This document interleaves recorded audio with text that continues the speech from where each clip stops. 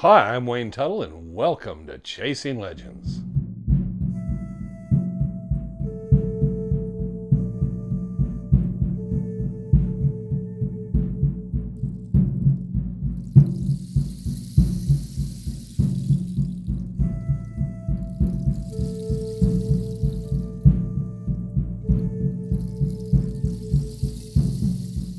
Welcome back to Chasing Legends. I'm Wayne Tuttle, your host once again. Please, if you get a chance, go to www.legendsofsuperstitionmountains.com. Check out our website there, Bark Notes, all the stuff that's up there. It's available. We'll continue to be putting more material up there.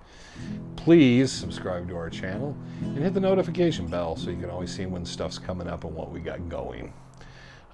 We got the shirts, that kind of stuff. Everybody kind of knows that. I think it's pretty much the regulars. If you don't, you'll find all that stuff and cool stuff. The coffee cups are nice, you know. For a cup of coffee in the morning, you can put a little something extra in there. That being said and done, everybody excited, all ready for that next episode? Well, this week we're going to start diving into the archives. And I want to kind of start pulling different ones out. This first one comes from the files originally of a show called Treasure by a gentleman named Bill Burrud. Bill Burrud was a childhood actor in California, and his dad made films, and Bill Burrud would be involved in the production of a number of different things: travel shows, animal shows, and adventure and treasure shows. And one of the shows he had was called Treasure. And this is about 1958 he ran it. Ron Feldman's talked to me a bit about Bill Burrud because that was someone that he watched and kind of influenced him and got him. Now he'd talk about Oak Island and shipwrecks, Captain Kidd's Treasure, Jesse James, just about a little bit of everything. So it was all over the United States about these different treasure stories. And of course people would send stuff in. Something to note, and so people understand, is he would have different narrators for these different stories. One of the gentlemen's name was Thomas Penfield. Thomas Penfield wrote a number of books. This is the Guide to Treasure in Arizona. And Thomas Penfield wrote a number of different books, treasure to different various areas. Arizona, I believe there was one for New Mexico, California, Arkansas, Missouri, Utah, Michigan and Ohio, Pennsylvania. There's a whole series of these books he wrote. And being so is why he acquired, and I've ended up acquiring, a number of letters from people. People would write in, say, well, I've heard of this story, I knew about this story and that. And so I have copies of not only the original letters that were sent into the program, but I have some of the responses from Bill Burrud and his group, which it's kind of more like, thanks for kind of joining in and watching the program and sending this in. We'll get on it and research it and let you know. Thank you, Bill Burrud Productions. There's no signature on any of them. So obviously they were getting a lot of stuff probably coming in. This came from a woman who was known as Bonnie McLean. She was living in California at the time she sent it in. She'd been watching the program. She said she thought she wanted to write in and kind of talk to Bill Burrud about this story because she thought it was a very interesting story. Bonnie McLean at one time had lived in Arizona, she says, in Phoenix. And she'd been in 1958, she says she'd been married to her husband for about 31 years. But this took place while they resided in Arizona, and her husband had a business partner he interacted with who lived in Globe, Arizona. His name was Jack Bruner. And Jack Bruner was a director of the Old Dominion Bank in Globe, which coincides with the Old Dominion Mine. So they were sitting around one day, and Jack Bruner was talking to them and said him and a partner had went back into the Superstitions. And while back in the Superstitions, they were going and traveling, and they noticed this ledge. They were going up over this ridge, and they saw this ledge off to the side, and they decided to go over to explore it. They could see like looked like it could be an opening in it. So they went over, found a way up into there, got to the opening. He said the opening was just low enough he had to get on all fours to go down. It wasn't tall enough to walk into. But he started to crawl in, and it opens up. And he said he looked, and there was a light was shining in, which tells us that they were probably, the thing ran to the north because the light would have been coming in behind him. But he said the light was shining in, he could see, and there was at least 10 to 12 Ollas, which are like pots, that were half as tall as a man. So you'd have to figure it's probably anywhere from 2 to 2.5 feet. I wouldn't think I think taking into exaggeration, so I wouldn't say they were 3 foot high, but they could have been. But it was about 2.5 to 3 feet high, we'll say that. And he said there was this huge row of them going down the cave, and he could see them, but before he could get to them, there was a rattlesnake, and the rattlesnake started going off, and he heard it, and he kind of was looking at it and saying, well, how am I going to get by this rattlesnake? And then he said as that one went off, he started hearing another one and then another one. So it was obviously a den of rattlesnakes. He said he completely lost his nerve. He didn't know what to do in that situation, so he started crawling out. He never made it to the Ollas or anything. He just said they were there. They looked very old. He has no idea what's in them. So he started backing his way out, got out, told his partner. Guess his partner kind of looked in, realized there's nothing we can do, and they left. He said he'd always had the plan to go back and try to come up with an idea how to get rid of the snakes. He didn't want to just be trying to shoot in there because of the cave or whatever it was, and the ricochets or something could damage the Ollas. So he talked to Bonnie McLean and her husband about it. Said before it gets too far down the line and all, it'd be great for let's the three of us make a trip out. I'll take you guys back to where it was. They were very interested. She said this was during the Depression. It's probably in the late 20s, early 30s. And she said everything went downhill and the bank ended up closing. And though Jack Bruner had a small fortune, he lost everything during that time period. And they didn't hear from him for a while. And the next thing, I guess, he passed away because of the stress and the pressure and everything that went on. So that seems to be the end of the story. She said she very much believed him. He was a banker, a businessman. She said he wasn't ever telling many wild stories like that. So it was kind of odd that he did that sort of thing. If he would have, she said they trusted him implicitly. He was willing to take him out, but he never drew them a map. She said, we don't have a map. We don't know. Her supposition is that he probably was coming in more the eastern superstitions rather than the central. She knew he said it was quite a ways back in. So you have to kind of figure on that. Bill Burrud and them send a thing back and saying thank you, and that's kind of the end of the story.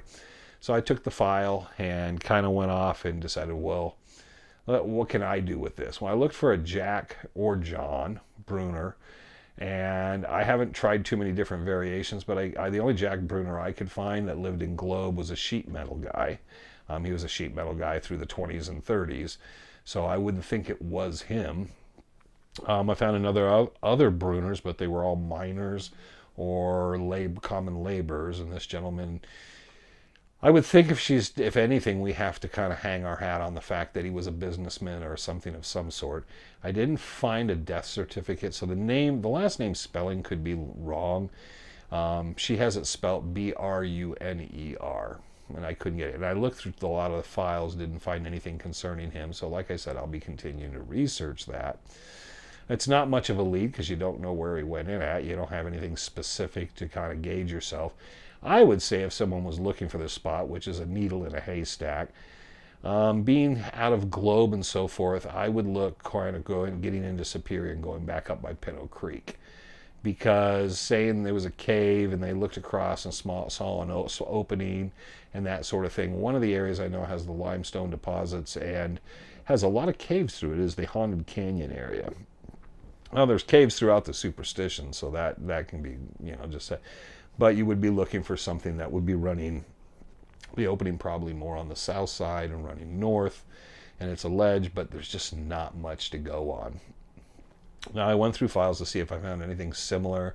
I know there's a Jim Bark story of him finding some Ollas full of arrowheads, but they were smaller, and he actually recovered those. And I believe there's a newspaper article concerning it, and it's a number of different Lost Dutchman books kind of talking about the talking points of that. But it's a very interesting story. The fact that I can't find Bonnie McLean or anything, they found a Bonnie McLean, but she didn't seem to sync up. Like I said, with Jack Bruner, I couldn't find anything that synced up that made me feel okay. So the guy could have just come to Globe, had some business dealings, fell on bad luck. She makes it sound like he would have been there around 1930, so that would have been the time of the census, but we never know. She does say specifically Globe, and then she just says in general terms, he said the Superstition Mountains. So I would always think, going out kind of to Pinto Creek, going up through Superior, up Pinto Creek, and kind of going into that area into Haunted Canyon. And that might be the closest you can get to the possible area, because that's what she was thinking. It would be more easterly. But it's interesting. And like I said, you have the letter, and it's the original copy of the letter. And it's kind of nice. The letter's written in 1958. It was written in June 30th, 1958, and mailed out. So it's very interesting. Now, the other thing we have to say on something like this is she was dealing firsthand with the individual that had the discovery. She'd been watching the treasure show and wanted to relate a story. She said she doesn't know what was in the Ollas. Bruner never said what he thought. He seemed, if it was grain or rice or beans or something like that, it seemed like an awful lot. But it could be just something simple as that. She said she didn't know anything of burials like that, though there are Ollas like that were put in places with cremated remains. So it could be something particular that. And she said she would like to think that it's full of Spanish gold or something like that, some sort of treasure that the Spanish had hidden in there in the Ollas. Whether it's the Salado, the Hohokam, a number of different people, and that is put in there. Who knows? It could have been offerings or some sort of crap like that. So it's an interesting story, and like I said, having it from the files and that it listed on it is from Treasures, so it's from the actual program. I don't know, and I will be talking to Ron Feldman about the fact that did he ever remember this kind of program coming on. Late breaking, I didn't realize there was penciled writing on the backside. I have no idea. He has turned the information on to the research and thank him very soon. It seems to be a penciled response on the back of the letter that they typed out. So it's so they actually wrote on the back of her letter their response, and then they typed out the response. So, he said, Trevor's saying, I need to put it where you can see it. But there is the pencil writing on the back of the actual letter. I had noticed that. Because the letter is one-sided, I never thought about doing it there.